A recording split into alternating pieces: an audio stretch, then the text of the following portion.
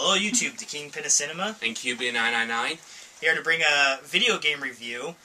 Dun dun Dun dun. dun dun dun. Because this apparently is the season of threes. This is like the first 3 game that came out. Well, no, Resistance 3 came out before this, right? Yeah, they came out like the same week, well, if not pretty close. Well, we don't give a fuck about Resistance 3. What we give a fuck is about Gears 3. You know, this has been the big trilogy. They're finally wrapping it all up. Do the humans prevail and survive, or do the locusts just overrun all of society?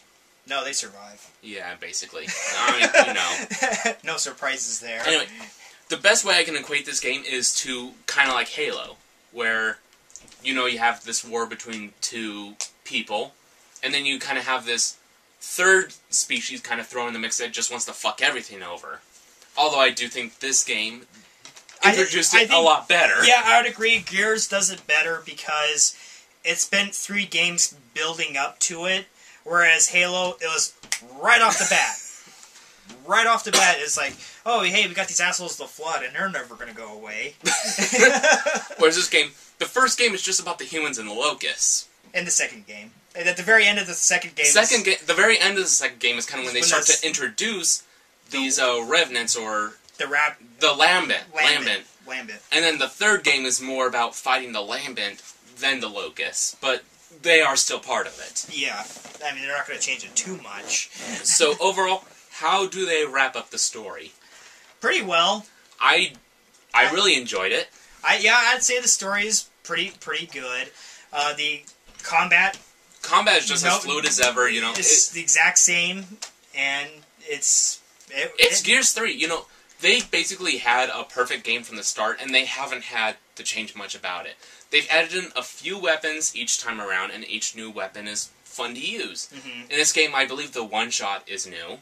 Yeah. Which, as the name implies, is just a rifle that kills anything in one shot. Yeah, it's the one shot. Then you have the Retro Lancer, which is an older version of the Lancer, but without the chainsaw bayonet. It just has a regular bayonet. And it kicks like a mule. Yeah, the recoil on it is like one burst is like, oh! Oh my god! So good luck hitting anything with it. Really, the reason why they put that in was for the multiplayer and combating shotgun rushers. That's the whole reason they put that gun in there. We'll get to the we'll get to that in a little bit. Anyway, the new weapons so far, though, really good. The sawed-off double-barrel shotgun. The sawed-off, which is basically just a shotgun that can spray the entire screen and kill anything that's really close. And then you have the Vulcan minigun, which is where one person actually carries the gun and fires, while another person is basically cranking the ammo box to feed it ammo. Yeah, they give you which ammo. I thought was pretty fun. You know, they kind of made cool. They made it a team-based weapon. Yeah. Which is a big part of this game. It has full 4-player co-op, as opposed to the other ones that only had like 2. Which is great. I like the idea of 4-player co-op, and also like the inclusion of female Gears. Me and the Kingpin played through the campaign together from start to finish. You know, it's really easy to jump into each other's games. And as far as the co-op goes, it's really a fun experience. Yeah, it's good. They really did a good job on it. I would like to have done a 4-player co-op, but to be honest, we're like the only 2 people we know of that really have this game. Yeah. I think that's all in the new... Oh no, there's the Digger. The Digger, you shoot a bomb into the ground, digs, and it pops out and explodes. And you can shoot it into people, and they blow up. it basically digs into them and then explodes. Yeah. You have new vehicles, the Silverback, which is a mech suit with Gatling guns. A little mech suit, and you can basically go into a defensive position and just fire off rockets. And then you have the workforce equivalent of the Silverback, which you just use to pick up crates. It's just a crane, basically. Yeah, I mean, it's okay. With new weapons and new vehicles, you also have new enemies. Although, there was one in particular is the Armored Cantus. That guy is a fucking bitch to kill. Yeah. It's a Cantus, which, if you don't know, is the guy that screams. Yeah, but these guys are armored, so they're basically bulletproof. Yeah, you either have to pump hundreds of bullets into them to kill them, or use an explosive. Better hope you have a boom shot. Or a flamethrower or something. Then you have the Lambent, which is, for the most part, palette swaps on regular locusts. But they add in 2 new Lambent creatures. These one guys that, if you don't do enough damage to them in a certain way, they mutate. And then these really big ones that throw lava balls at you, basically. It's the best way I can describe it. Yeah, they throw bombs at you. They're basically living catapults. Because those things will kill you in one hit if you take a direct hit. Yeah, they're assholes. The Lambents, too, also have a habit of self-destructing when you kill them, so you have to make sure not to be too close. Be careful chainsaw bayoneting these guys, because you will take damage. Anyway, the story is really good. The boss fights are really epic. You fight a Brumac, basically head-on. You fight a Berserker. You fight a Berserker. A Lambent Berserker, I should say. You fight a Queen Corpser, along with all of her little baby Corpsers. Yeah, that was fun. And then, of course, the last boss, the Queen. And with her War Beetle. Her armored War Beetle that shoots lasers from its mouth. Or a sun cannon. Although, to be honest, my favorite fight was probably the Corpser, just because when you finally do kill it, it just starts going berserk. It just starts running around the cave, and you just have to keep dodging it as it's going insane. I like the last boss battle because it's really big and epic. They did a really good job of ending the series. You know, I was very pleased with how the story unfolded, with all the characters that came and went. You know, you do have characters that leave us, sadly, but and of course, another one of the big things about this game was, does Carmine live or die? The third Carmine brother. As we know, the other 2 weren't very lucky. I will say, one thing I thought was really funny that they did, they kind of went hot tub time machine on us, and you never quite know when it is you think he's gonna die. You'll see a cog soldier like getting his arm ripped off and getting beat with it, and you'll go like, wait, is that Carmine? I don't know. Was that Carmine? I hope it wasn't. And there'd be times where he almost gets shot in the head with a sniper rifle. So you never know if it ever quite comes up. So I really like that. But of course, you can't talk about a first-person shooter without talking about the multiplayer. You mean third person? First person, third. They're all shooters. Well, this is a third-person shooter. It's the same difference. You're shooting people. It's different because it's third and it's not first. You're looking down the barrel of a gun and shooting people. It's a cover-based third-person shooter. All right, you're just wrong. I'm just being technical here. Sorry, I'm gonna bust your balls on this because you're wrong. You're wrong. Anyway, so can't talk about this game without talking about the multiplayer, which is okay. You know what? The best way I can describe it is fun. It's kind of like the Retro Lancer, where it's good in short bursts, but if you just hold down the trigger and do it for too long, it just misses completely. Yeah, the online is fun at times, but a lot of the time it's frustrating because everybody uses the shotgun. I know we're gonna catch hell for this because Gears of War 3 fanboys. Well, but you know, you can argue till the cows come home that the shotgun users suck. But the point is, that's still 90% of what people use. Okay, yeah, the shotguns suck. I'll give you that. But that's still what 90% of what people use, and because they work against the other 90% of people. Yeah. You know, I know you can probably down every person rushing you with the Retro Lancer. I understand that. But not everyone has set their Xbox Live profile to Pro. I honestly think having 2 weapons that can insta-kill is a bit ridiculous, and the fact that you can start out with them right off the bat. To me, I think they need to be nerfed.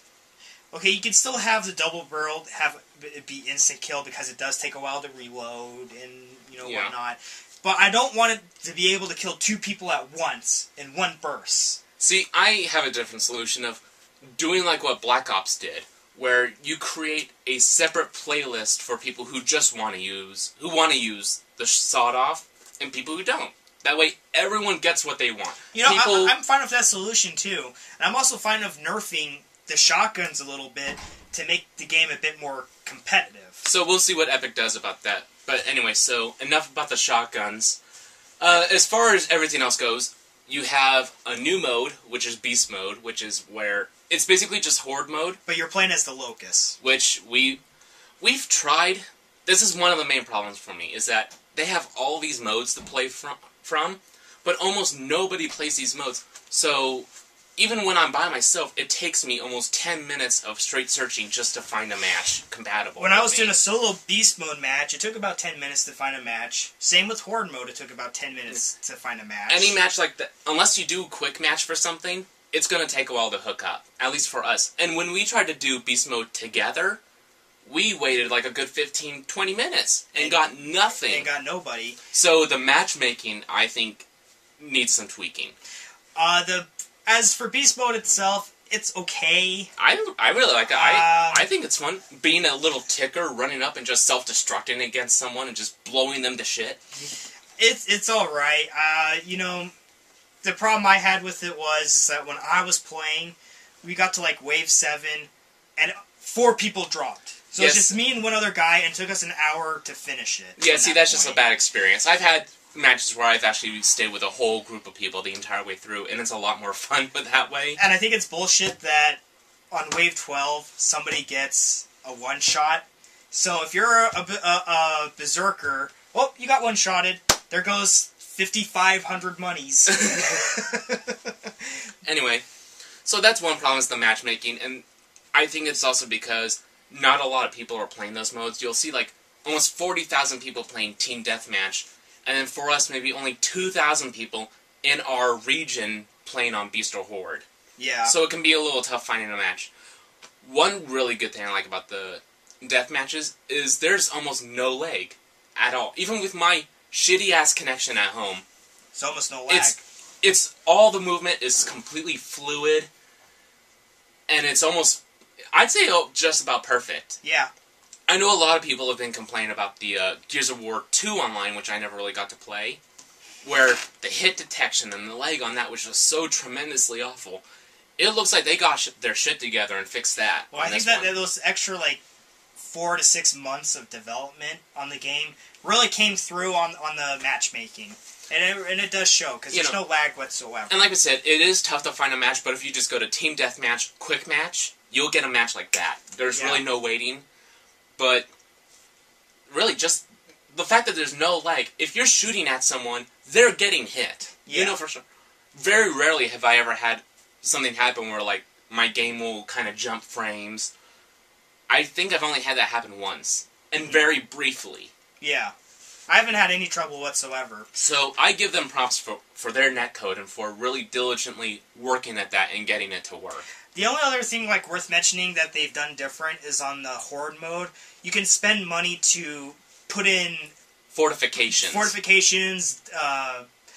gun turrets, auto turrets, decoys. So that's all really cool. Yeah, and you as it goes on, you get the upgrade. I'm like, first you have like a little spike pit as a barricade. Then it's barbed wire, and then laser fences. Mm-hmm. And it kind of, you get the upgrade and have to repair it as time goes on. And you also buy and unlock new weapons to pick up and carry around with that too. And they also added in a leveling up system where you unlock skins and the level up system, which is completely unnecessary. Because you don't, with games like Battlefield or Modern Warfare, you level up to unlock weapons and equipment. Here, it's only to show how big your dick is, and to show like, hey, I unlocked Anthony Carmine because I got to level 60. It's character skins and some rifle skins. We don't need a leveling up system for this game. It never should have been there, and we don't need it. They were just trying to be like Modern Warfare. But like, who isn't these days? Everybody is copying those games, and this really should have just stuck with its own thing by not having it. But still, really, like we said, online, it's good in short bursts. Otherwise, you are going to get frustrated from getting shot from behind by the sawed-off or the Gnasher. Either one of those if you get one-shot killed, you're going to be like, what the fuck happened? Don't tell me you don't get frustrated with that, because I know you're lying. I know you are lying. If you say, oh, I've never gotten frustrated, you know, I don't have a problem with that, you are a liar. Either you're a Buddhist monk who has a never-ending amount of patience, or you're just lying that you don't get frustrated with that nonsense. We love it. You know, we go online once in a while and play. We have fun. You know, it is a team-based online game. If you run off by yourself, you know, I've had a lot of times where I run off trying to get the power weapon at the start, like you really should, because it gives you the edge. Yeah. And all of a sudden you find yourself alone. And I'm fighting 3 guys, and I'm hoping my friends will come and back me up. And that's kind of when I look around and go like, wow, nobody followed me. Don't you want the power weapon, the digger, or the one-shot, or the mortar? You know, the thing that's supposed to give us an edge? And then, of course, the enemies get in and start raping us. Yeah. So it's like, you guys have no one to blame but yourselves for losing because you didn't go after the power-up weapon. You ran off in the opposite direction for whatever reason. So, it really is a team-based game. If you can, get your own little squad together and play that way. Otherwise, it's tough to win. Yeah. So, overall, though, really good game. I enjoy it. I would say buy it. If you've been with the series this far, you're doing yourself a disservice by not playing this one, because it is worth playing. And as frustrating as the multiplayer is at times, I still keep going back and playing it, so they must be doing something right. I'd rather play this than Modern Warfare. And I'd rather play Battlefield 3 than Modern Warfare at this point. I would rather play Halo than Modern Warfare. Because at least at Halo I can win. And be number 1 in the match. So anyway, I think that's all we can really say about Gears of War. It's been a really good series. We're kind of sad to see it end. But knowing Microsoft... There's going to be a 4. Kind of like with Halo. They're going to continue it somehow. I don't know how they're going to continue it. Prequel? You know, that's what people have been asking for, is a prequel for the Pendulum Wars. Yeah, the Pendulum Wars. Fine. I would be fine with a prequel. I mean, God, we got Halo Reach, and that was a pretty good game. So I'm fine with a Gears of War prequel. Alright. Or maybe a prequel on E-Day. So, yeah. Sure. Prequel, sure, why not? Prequel me up. It's better than trying to sequel it. Because I don't know how you can continue this story. I just don't. The Flood. Fine. I mean, no. Anyway, so I think that's all we can really say about it. And as always, if you don't like it,